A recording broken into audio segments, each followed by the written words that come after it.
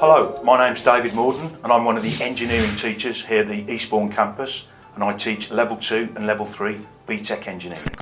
So the engineering course entails many different aspects of engineering, including machine shop, milling, turning and drilling, all aspects of health and safety, electronics, technical drawing and lots of design and production aspects.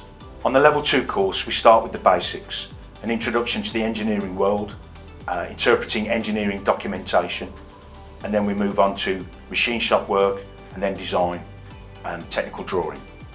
The Level 3 course is similar, but it's just pitched at a higher level.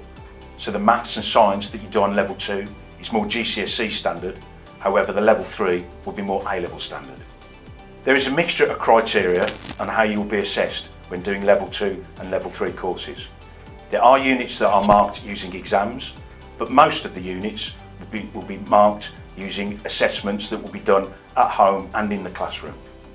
We have a workshop that has milling machines, lathes, pillar drillers and a surface grinder, as well as a well-equipped bench area.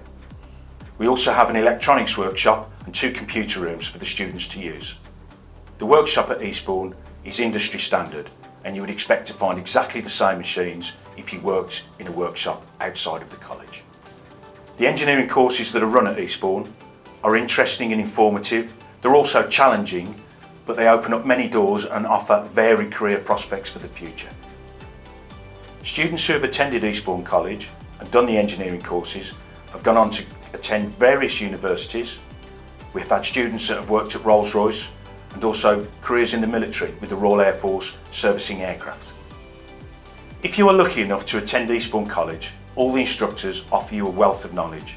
I myself have got 36 years in engineering, varying from toolroom work to communications to working on aircraft in the military to being a welder. If you've any further questions, please don't hesitate to get in touch with us. And if you would like to apply for one of our engineering courses, please head over to the website where you will find all the information that you require.